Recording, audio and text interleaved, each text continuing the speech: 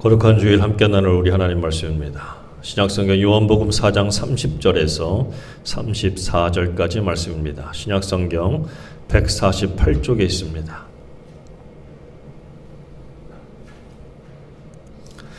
저와 함께 한 목소리로 말씀을 같이 봉독합니다. 시작. 그들이 동네에서 나와 예수께로 오더라. 그 사이에 제자들이 청하여 이르되 라비여 잡수소서. 이르시되 내게는 너희가 알지 못하는 먹을 양식이 있느니라. 제자들이 서로 말하되 누가 잡수실 것을 갖다 드렸는가 하니 예수께서 이르시되 나의 양식은 나를 보내신 이의 뜻을 행하며 그의 일을 온전히 이루는 이것이니라. 아멘. 한 번 더 기도합니다. 주님 감사합니다. 귀하신 말씀 앞에 섭니다. 생명의 말씀, 능력의 말씀, 권세의 말씀이 이 시간 우리 귀에 들어올 때에 그 말씀이 우리의 마음판에 새겨지고 심겨지게 하시고 반드시 하나님 앞에 온전하게 설 수 있는 열매로 아버지 하나님 만들어지게 하여 주옵소서. 인도해 주시고 세운 종을 붙들어 주시고 하나님의 귀한 말씀을 통한 은혜가 피차 간에 서로 충만하도록 주님 도와 주옵소서. 함께해 주옵소서. 예수님의 이름으로 기도드립니다. 아멘. 할렐루야. 같이 합니다. 나의 양식. 네, 오늘 우리가 함께 나눌 말씀의 제목이에요. 명절들 잘 지내셨습니까? 명절 전에 그런 예상을 했지요. 명절이 끝나면 아마 코로나가 확 늘어날 거라고. 그런데 정말 예상대로 확 늘어났어요. 지금 뭐 한 3만 명 이상, 근데 4만 명이 이제 넘어갈 거라고. 그리고 이달 안으로 10만 명이 넘을 거라고. 뭐 이런 얘기들을 막 지금 이제 하고 있지요. 그래서 더 불안하고 그래서 더 걱정이 많은 그런 시대가 되었어요.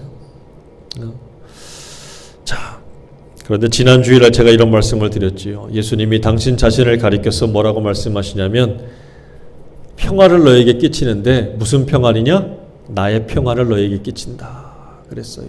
나의 평안은 세상이 주는 평안하고 다르다. 그 말씀을 하셨어요. 그러니까 세상에서 주는 평안은 근심도 있고 두려움도 있겠지만 내가 주는 평안을 받으면 근심도 없고 두려움도 없다. 그러니까 그렇게 하지 말아라 이렇게 말씀해 주셨는데 여기서 평안을 끼치다라는 말이 무엇과 같다고 그랬습니까? 꽃밭에 물을 주는, 골고루 이렇게 뿌려주시는. 근데 이 물동이에 물이 없으면 어떻게 돼요? 골고루 주고 싶어도 못 주잖아요. 예수님께서 말씀하시는 나의 평안이라고 하는 것은 그 물이 넉넉한 거예요. 충만한 거예요. 그래서 모두에게 다 줄 수 있다는 거예요. 그 중요한 건 뭐예요? 받아야지. 그 평안을 받아야지요.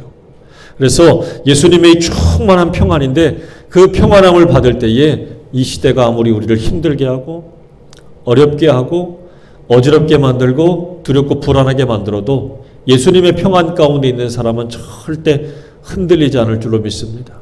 여러분 흔들리지 마세요. 무슨 평안을 바랍니까? 예수님의 평안을 바라야지. 그렇지요? 예수님의 평안은 어떤 평안이에요? 풍랑이 막 이는 그 바다에서도 곤하게 주무시던 분이에요.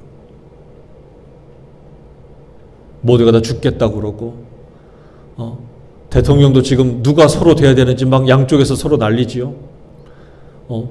그 사이에 우리는 뭐 어떻게 되는 거야 막 이렇게 되기도 하고 갈팡질팡하기도 하고 서로 싸우고 대립하기도 하고 막 이런 시대가 되었어요. 코로나는 갈수록 막 늘어나고 있고. 그래도 여러분 그 뱃머리에서 편하게 고나게 주무시던 예수님의 평안을 우리에게 주신다 그랬잖아요. 받으시기를 축원합니다. 받아야 돼요. 밀어내지 마요. 세상의 평안에 속지 마세요. 세상의 평안은 뭐예요? 잠깐이 잠깐. 좋을 때 평안이 오는 거지 금방 또 싫어지면 또 불안하고 두려워요. 세상에 주는 잠깐의 평안에 속지 마시고 예수님이 주시는 그 참 평안 가운데 있기를 축원합니다. 예수님의 평안은 십자가에서도 잃어버리지 않는 평안이라고 그랬어요.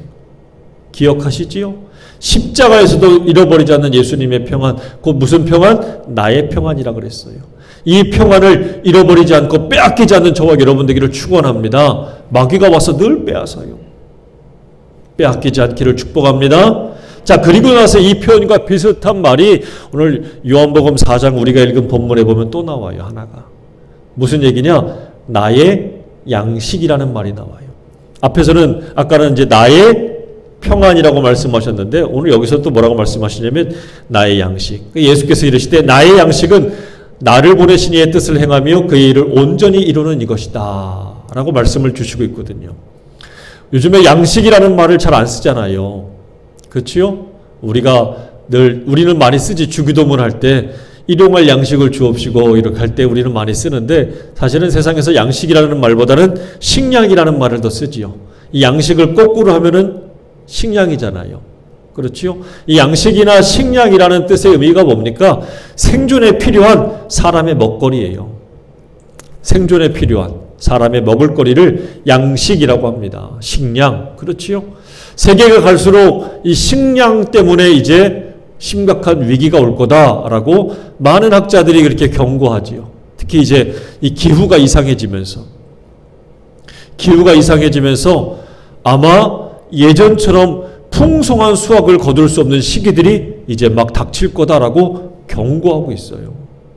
식량 문제 굉장히 중요한 거. 그래서 나라들마다 자기 나라에서 자기가 먹을 거를 이제 확보해야 되는 식량 주권에 대한 문제들이 아주 심각한 도전이 될 거다라고 이야기합니다. 자, 그런데 간혹 우리가 이런 질문을 하잖아요. 먹기 위해 사는가? 살기 위해 먹는가? 여러분들은 뭐 때문에 삽니까? 먹기 위해 살아요? 살기 위해 먹어요? 살기 위해 먹어요? 먹기 위해 산다라는 말도 틀린 말은 아니고 살기 위해 먹는다라는 말도 틀린 말은 아닌 것 같은데 이 말이 뜻하는 것은 뭐냐면 목적이에요. 목적. 먹기 위해 산다는 것의 목적은 뭐예요? 먹는 게 목적이에요. 맛있는 거, 좋은 거, 몸에 좋은 거, 우리 행복하게 하는 음식들. 그렇죠? 그러니까 먹기 위해 사는 거, 좋은 것을 먹기 위해 사는 건데 또 하나는 살기 위해 먹는다는 얘기는 뭐예요? 말 그대로 생존을 위해서 먹는 거예요. 목적이 다른 거죠. 목적이 다른 거예요. 그런데 중요한 건 오늘 믿음의 사람들의 진짜 목적은 뭐냐 이거지요. 이 말에 우리가 너무 여기에 붙잡혀 살면 안 돼요. 우리의 진짜 목적은 사도 바울이 고백한 것처럼 그러죠 너희는 먹든지 마시든지 무엇을 하든지 간에 다 뭘 하라고요? 하나님의 영광을 위해서 하는 거. 그러니까 당신은 무엇 때문에 삽니까? 라고 질문을 한다면 우리는 뭐라고 대답해야 돼요? 그렇지요. 할렐루야. 우리는 하나님의 영광을 위해서 먹고 마십니다. 이렇게 되는 저와 여러분 되기를 축원합니다. 이게 진짜 그리스도인의 삶의 목적이에요. 먹는 게 너무 목적이 되고 정말 죽지 않을 만큼만 먹어야 되는 이런 비참한 인생이 되면 안 되잖아요.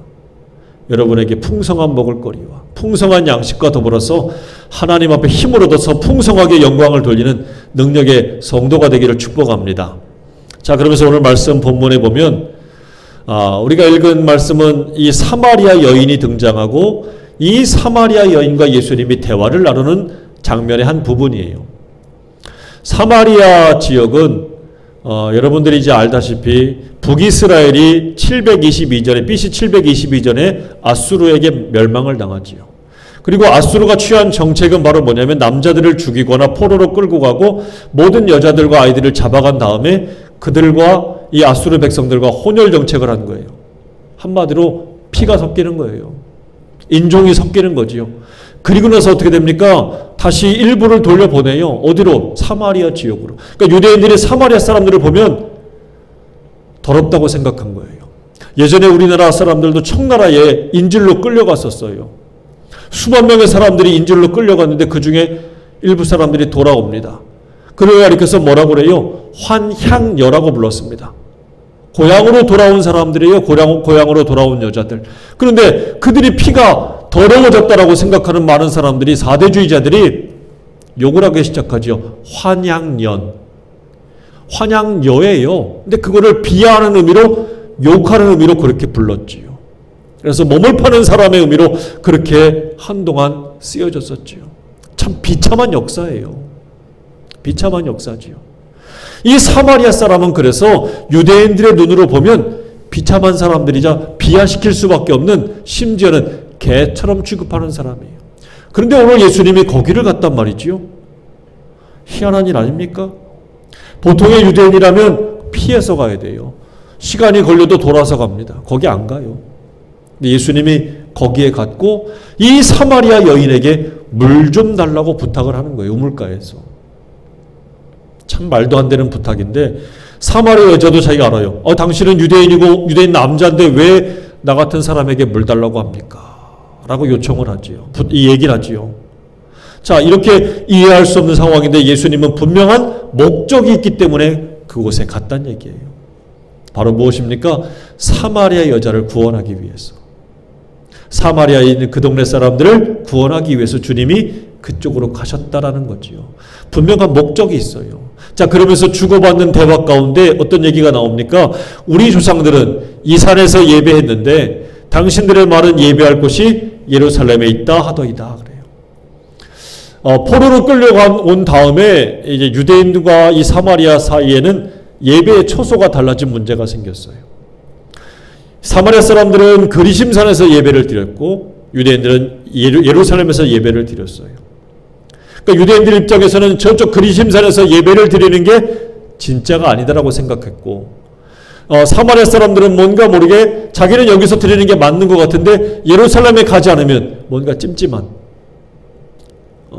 뭔가 부족한 이런 느낌을 가졌어 이 여자가 그렇게 질문을 한 거예요. 그러니까 가만히 보세요. 사마리아 여인의 관심이 뭐에 있습니까 지금? 예배에 있는 거예요. 예수님이 왜 이 여자를 만나러 갔는지 여러분 아시겠습니까? 짐작이 됩니까? 이 여자의 관심이 어디에 있어요? 예배에 있어요. 하나님과의 교제에 있어요. 예수님이 그걸 알기 때문에 이 여인에게 가신 거예요. 자, 그랬을 때 예수님이 요한복음 4장 21절에 이렇게 대답하시죠. 예수께서 이르시되 여자여 내 말을 믿으라 그래요. 이 산에서도 말고 예루살렘에서도 말고 너희가 아버지께 예배할 때가 이른다. 장소가 중요한 게 아니라는 거지요. 자, 그러면서 25절과 26절에 여자가 대답하지 물어봅니다. 메시아 곧 그리스도라 하는 이가 오실 줄을 내가 아노니 그가 오시면 모든 것을 우리에게 알려주시리이다. 예수께서 이르시되 내가 말하는 내가 그라. 내가 말하는 그 사람이 바로 나다. 에고 에이미 이렇게 대답하셔요. 그가 바로 나다. 사실 내가 그다라고 하는 표현은 출애굽기 3장 14절에 나오는 표현이에요. 모세가 불타는 떨기나무 가운데서도 그 속에서 하나님을 만나지요. 누구십니까? 야, 나는 스스로 있는 자다. 에고 에이미. 즉 오늘 이 사마리아 여인을 만나서 예수님께서 그 당시 출애굽기에 나와 있는 이 표현대로 그대로 똑같이 얘기하시는 거예요. 내가 바로 그야. 나는 하나님과 동등된 자야. 라고 말씀하시는 거예요. 자, 이 표현을 그대로 얘기하거든요. 자, 그랬더니 오늘 우리가 읽은 본문 이 앞서서 28절에 보게 되면 이런 말이 나와요. 여자가 물동이를 어떻게 합니까? 버려두고 동네에 들어갔어요. 사람들에게 말합니다. 내가 행한 모든 일을 내게 말한 사람을 와서 보라. 자, 이런 그리스도가 아니냐? 그들이 동네에서 나와서 그래서 어떻게 합니까? 예수께로 오더라. 예수께로 왔다는 얘기예요. 참 놀라운 일 아닙니까? 개처럼 여기고 사람처럼 취급 안 하고 아주 인간 이하의 사람이라고 생각했던 그를 위해서 예수님이 가신 것도 놀라운데 그 여인이 예수님이 그리스도라는 것을 믿게 되었고 자기가 이제 마을로 들어가서 동네 사람들에게 어떻게 해요? 그들을 이끌고 나오는 이 놀라운 일을 보여주고 있어요. 자, 그 사이에 오늘 우리가 읽은 본문은 바로 그때 일어난 일인데 자, 그들이 동네에서 나와서 예수께로 왔더라 라고 하는 그 사이에 제자들이 청하여 말합니다. 랍비여 잡수소서. 그러니까 이제 먹을 걸 구하러 제자들은 동네에 갔던 거예요. 먹을 걸 구하고 이제 돌아와서 예수님께 잡수세요 그러는 거예요. 그랬더니 예수님이 아주 뜻밖의 이야기를 하는 거예요. 뭐라 그럽니까? 이르시되 내게는 너희가 알지 못하는 뭐가 있어요? 먹을 양식이 있다. 야, 니네들이 모르는 양식이 있대요. 아니 누가 몰래 갖다 줬나? 예수님 언제 몰래 이렇게 감춰두셨나? 이게 도대체 무슨 소리지? 그 제자들이 말합니다. 누가 잡수실 것을 갖다 드렸는가? 이상하지? 이렇게 생각할 법도 하지요. 자, 그랬더니 34절 읽어봐요. 시작. 예수께서 이르시되 나의 양식은 나를 보내신 이의 뜻을 행하며 그의 일을 온전히 이루는 이것이다 라고 말씀해 주셔요. 나의 양식은 첫째 뭐라고요? 1번 나를 보내신 이의 뜻을 행하며. 나를 보내신 이가 누구예요? 성부 하나님. 성부 하나님의 뜻을 행하고, 두 번째 성부 하나님의 일을 온전히 이루는 이것이 나의 양식이다. 할렐루야. 여러분 이게 이해가 되셔요? 오늘 이 양식에 대해서 말씀하시는데 여기서만 얘기한 게 아니에요. 요한복음 6장에 보게 되면, 우리가 4장 읽었지만 6장에 보게 되면 6장 38절로 40절에 보게 되면 나의 양식과 비슷한 말씀이 또 나와요. 뭐라고 하십니까? 내가 하늘에서 내려온 것은 내 뜻을 행하려 함이 아니요 나를 보내신 이의 뜻을 행하려고 왔다. 자, 똑같은 하나님의 뜻을 이루기 위해서 오셨다고 그러지요. 39절에 나를 보내신 이의 뜻은 내게 주신 자 중에 내가 하나도 잃어버리지 아니하고 마지막 날에 다시 살리는 이것이다. 40절 내 아버지의 뜻은 아들을 보고 믿는 자마다 영생을 얻는 이것이니 마지막 날에 내가 이를 다시 살리리라. 할렐루야.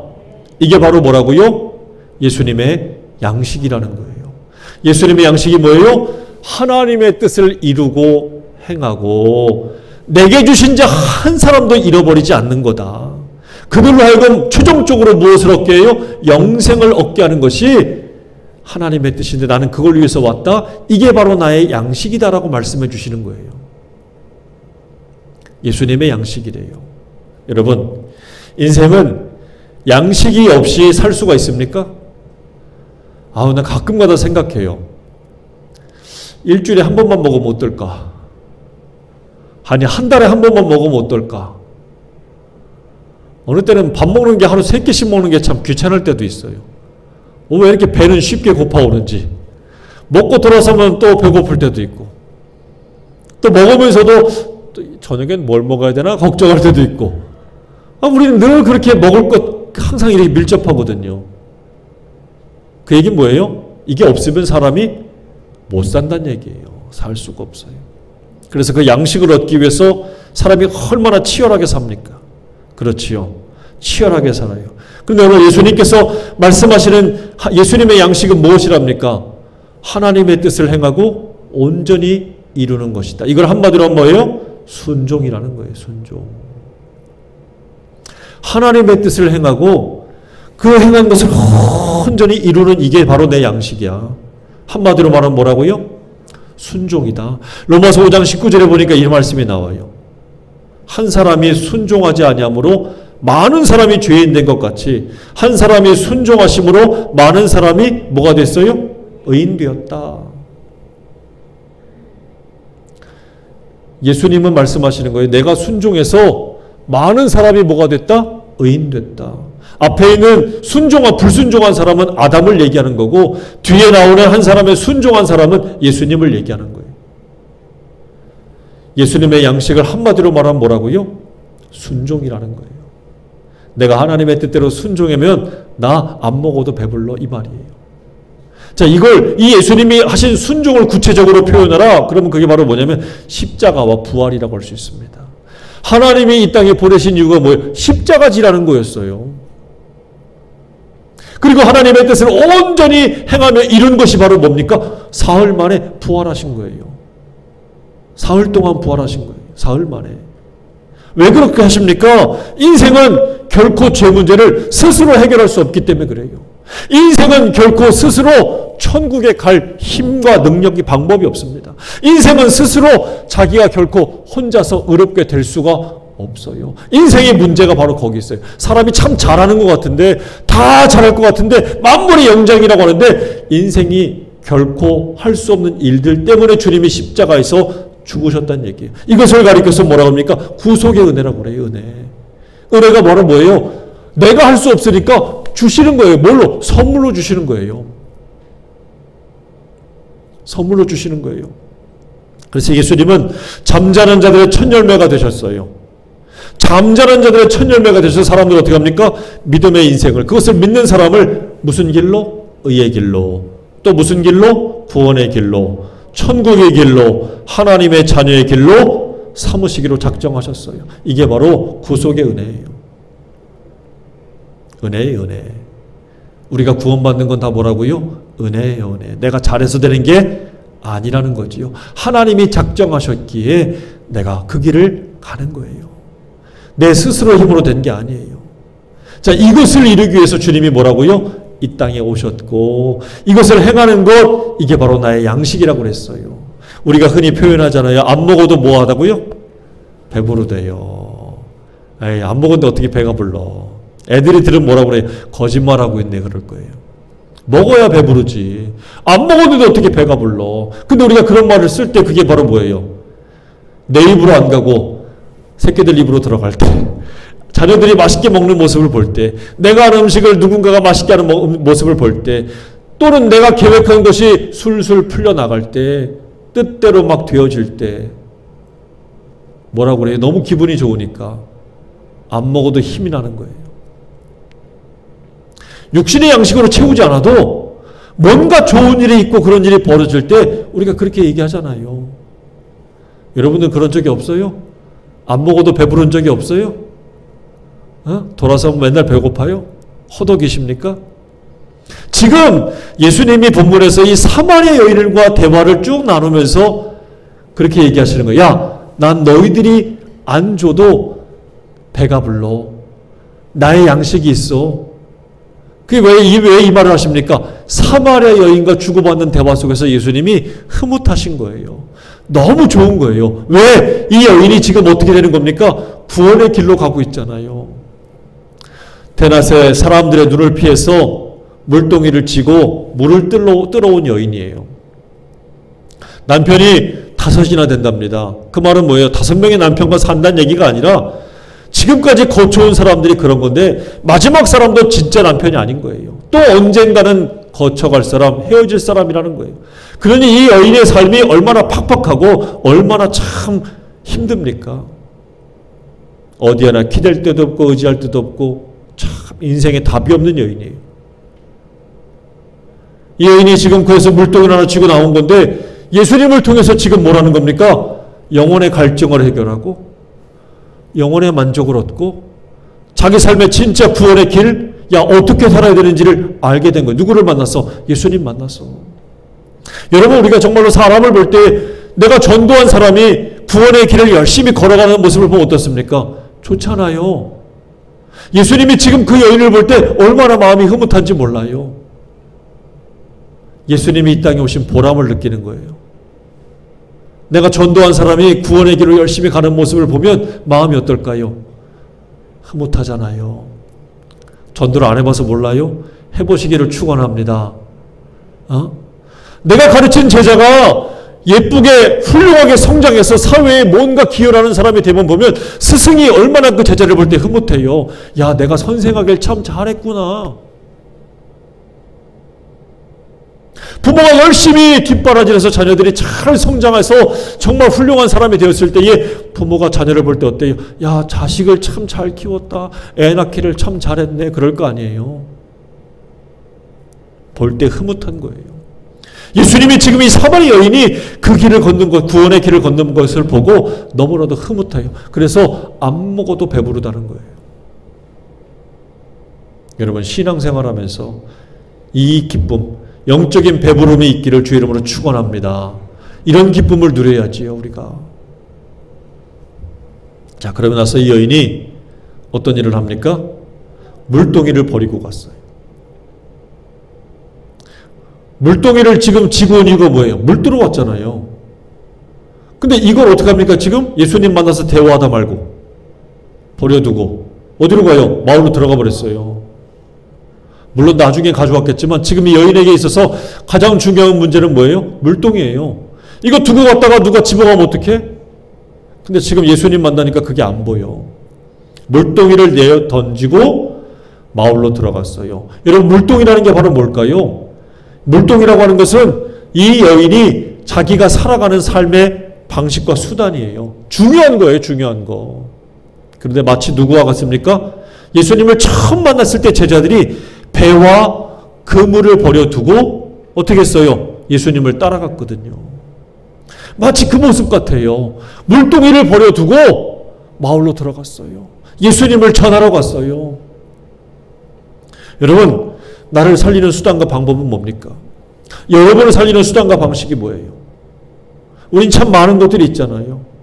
나를 내가 의존해야 되고 내가 따라야 되는, 내가 해야만 하는 그런 수단과 방식들은 참으로 많습니다. 그렇게 해야만 내가 산다고 여기는 것들이 있어요. 이 여인의 물동이는 바로 그런 의미입니다. 근데 지금 그걸 내버렸어요. 왜요? 예수님의 살아가는 수단과 방식을 보았기 때문입니다. 예수님의 살아가는 수단과 방식은 뭐예요? 하나님의 뜻에 순종하고 그걸 이루는 거예요. 사마리아 여인은 지금 예수님과의 대화 속에서 이 물동이가 아니더라도 저렇게 사는 것도 있구나. 저렇게 살아도 사라지는구나. 예수님과의 대화를 통해서 깨달은 거예요. 자기의 것을 내려놓고도 살 수 있겠구나. 예수님을 통해서 보았다는 얘기지요. 여러분의 양식은 뭡니까? 양식이 없다는 것은 살 수가 없다는 것을 의미하는 거거든요. 어떤 사람들은 이야기해요. 나는 스포츠가 없으면 못 살아. 나는 이성들이 남자가 없고 여자가 없으면 못 살아. 난 돈 없으면 못 산다. 어떤 사람은 난 마약이 없으면 못 살아. 약이 없으면 못 살아. 눈이 시뻘게 가지고 충혈돼서 벌벌벌벌 떨면서도 약을 구해요. 나도 죽고 남도 죽일 것을 알면서도 약을 못 끊어요. 어떤 사람은 술이 없으면 못 산대요. 벌벌벌벌 떨어요. 술이 양식이래요. 누구는 자식이 양식이래요. 물론 이것보다 더 고귀하고 아름다운 가치가 있겠지요. 그런 것 때문에 나는 그것이 없으면 못 살아 하는 나만의 분명한 양식이 있을 거예요. 근데 여러분 한번 생각해 보세요. 나의 양식이 정말 예수님이 말하는 양식과 같은 건가? 다른 건가? 한번 생각해 봐야 돼요. 마태복음 4장에 보게 되면 광야에서 40일 동안 금식하며 이제 공생애를 시작하시는 예수님에게 마귀가 와서 첫 번째 시험을 합니다. 세 가지 시험을 했는데 그 첫 번째가 바로 뭐냐면 돌 가지고 뭘 만들어 보라고요? 떡을 만들어 보래요. 아니 나중에 여러분 알지요? 물고기 2마리 보리떡 5개 가지고 5,000명이 먹고도 12광주리가 남았는데 아니 그까지 돌 가지고 떡 만드는 게 뭐 대수겠어요? 나는 할 수 있다고 믿어요. 예수님이 하시면 되겠지요. 근데 예수님이 만드셨습니까? 안 만들었어요. 왜 돌을 가지고 떡으로 만들려고 그런데 마귀가 예수님께 와서 그렇게 이야기했을까? 이유가 도대체 뭘까? 저는 가만히 생각해 봤더니 인간에게 가장 필요한 약점, 사람에게 가장 중요한 문제가 무엇인가를 마귀가 제대로 알고 있다는 거예요. 그게 바로 뭐예요? 양식의 양식. 먹을 것에 대한 문제예요. 다시 말하면 인간은 육신이 배가 불러야 돼. 여러분 성경에 보게 되면 우리나라 옛날의 역사에 보게 되면 성 안에 갇혀있고 적들이 막 둘러있을 때 성 안에 먹을 것이 점점 떨어지면 어떻게 됩니까? 비둘기 똥도 먹어. 심지어는 자기 새끼까지 자식까지 잡아서 먹었다는 기록이 나와요. 성경에도 있습니다. 이 배를 채우지 못하는 것에 대한 두려움과 불안함이 얼마나 사람에게 극심한 고통을 안겨다 주는지 보여주고 있어요. 이게 중요한 문제거든요. 근데 마귀가 관심 갖는 것은 바로 뭐예요? 이거만 하는 거예요. 육신의 배부름만 채우라는 거예요. 예수님께 와서 돌을 가지고 떡을 만들어 보세요. 그러면 얼마나 당신이 인기가 많겠습니까? 얼마나 일을 쉽게 하겠습니까? 사람들은 그것만 주면 돼요. 마치 옛날에 공산당 같지요. 소련이 인민들을 지배할 때 밥주머니를 양식을 옮겨주라고 그랬어요. 그러면 사람들이 말을 잘 들을 거라고. 그래서 나온 게 배급제 아닙니까? 양식을 옮겨주는 거예요. 근데 이게 바로 마귀의 관심이지요. 양식, 배고픈 것만 관심 갖게 하면 영적인 거 일에는 관심이 없어요. 무관심해질 수밖에 없습니다. 오늘 당장 배가 고픈데 이것만 해결하는 게 문제인데 마귀의 관심은 그래서 사람이 육신에 배부른 것만 관심 갖게 사는 거예요. 거기에만 집중하게 만드는 거예요. 고로 영적으로는 무관심해질 수밖에 없는 거죠. 그래서 예수님께서 거절하신 거예요. 뭐라고 거절하십니까? 사람이 떡으로만 살 것이 아니요 하나님의 입으로부터 나오는 모든 말씀으로 살 것이라 하였느니라. 할렐루야. 사람이 사는 건 육신의 배만 불러 사는 게 아니야. 하나님의 입에서 나오는 말씀이 있어야 돼. 그래야 사람이 사람답게 살 수 있는 거야 라는 것을 주님이 가르쳐 주신 거예요. 이게 진짜 우리의 양식이라는 거예요. 요한복음 6장 27절 말씀 보니까 이 양식을 위해서 우리 뭐 어떻게 하랍니까? 썩을 양식을 위해서 일하지 말고, 다시 말하면 배만 채우는 양식은 뭐라고요? 결국은 썩을 거라는 거예요. 썩을 거, 썩을 양식. 그걸 위해서 일하지 말고 영생하도록 있는 양식을 위하여 하라. 이 양식은 인자가 너희에게 주리니 인자는 아버지 하나님께서 인치신 자다. 내 거라고 말씀하신 분, 에고 에임이 동등하다고 말씀하신 그분을 통해서 주시는 그 양식, 영적인 양식을 너희가 받아 먹어야 된다. 그러니 물동이를 버렸다는 얘기는 뭡니까? 이제 이 여인의 삶의 수단과 방식이 바뀐 거예요. 바로 무엇으로 바뀐 거예요? 이 여인의 양식도 예수님이 된 거예요. 이 여인의 양식이 뭐가 됐어요? 이제는 물동이를 줘야 되고 내가 수고하고 애써야 되는 이게 아니라 예수님이 나의 양식이 된 거예요. 물동이를 버려도 난 살 수 있어. 이 여인의 이것을 바로 보여주고 있는 겁니다. 예수님께서 그래서 요한복음 6장 54절에 이렇게 말씀하시죠. 내 살을 먹고 내 피를 마시는 자는 무엇을 가졌어요? 영생을 가졌고. 예수님이 뭐가 된 거예요? 우리의 양식이 된 거예요. 마지막 날에 내가 그를 다시 살리리니 내 살은 참된 양식이요 내 피는 참된 음료로다. 예수님이 성부 하나님의 말씀을 순종함을 통해서 사는 것을 당신의 양식이라고 하신 것처럼 예수님 당신을 믿고 따라오는 모든 사람들에게도 똑같이 뭐라고 하시는 거예요? 내가 너희의 양식이야. 나를 믿고 나를 통해서 살아.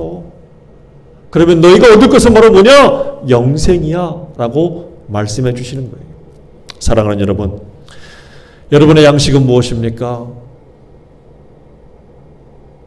지금 여러분들이 관심 갖고 있는 살기 위해서 먹어야만 하는 그 양식은 바로 뭡니까? 혹시 60만을 배부르게 만드는 마귀의 돌떡입니까?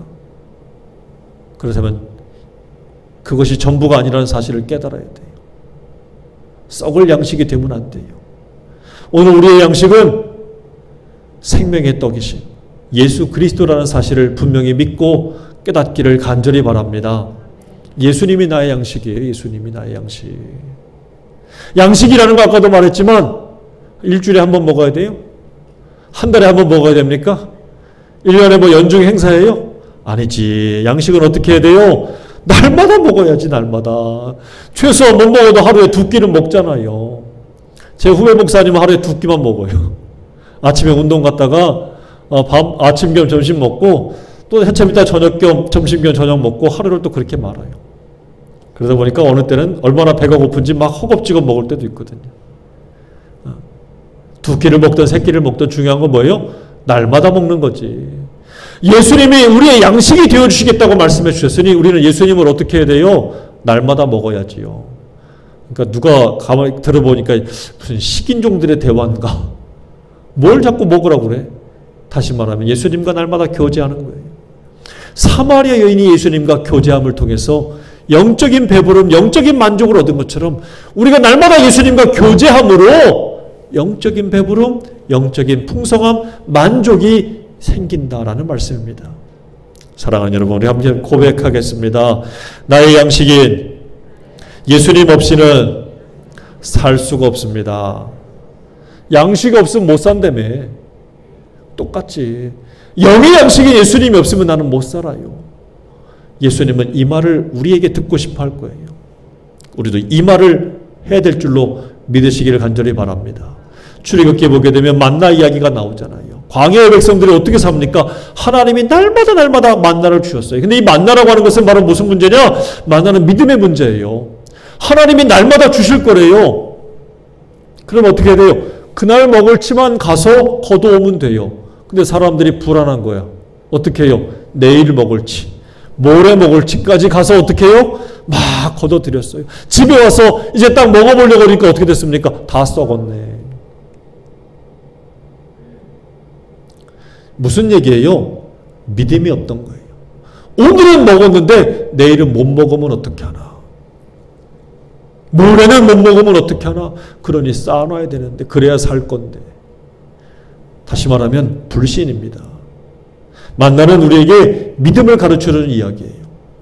오늘도 먹었으면 내일도 먹을 거고 모레도 하나님이 살리실 거야.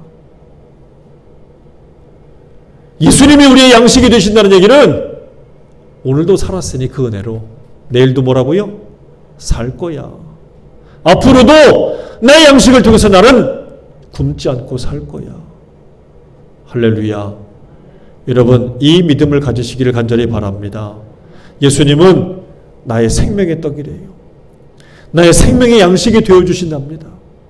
예수님이 하나님의 뜻에 순종함으로 그 양식을 삼으시는 것처럼 우리도 예수님 말씀을 따라서 믿고 순종하고 살아가는 걸 통해서 나의 양식이 돼요. 예수님 스스로가 우리에게 그렇게 되어주신다고 약속했습니다. 그러니 여러분 이 믿음을 가지시길 바랍니다. 어렵고 힘든 이 갈등과 혼란의 시대입니다. 전염병이 창궐하고 있어요. 그러나 여러분 결단코 믿음이 흔들리거나 약해지지 마시기 바랍니다. 하나님이 오늘도 살게 해주셨으면 내일도 살게 해주실 것이요. 모레도 인도해 주실 거라는 사실을 분명히 믿고 담대한 믿음 가운데에 이 시대도 흔들리지 말고 굳건한 믿음으로 승리하시기를 주의 이름으로 축원합니다. 기도하겠습니다. 아버지 하나님 감사합니다.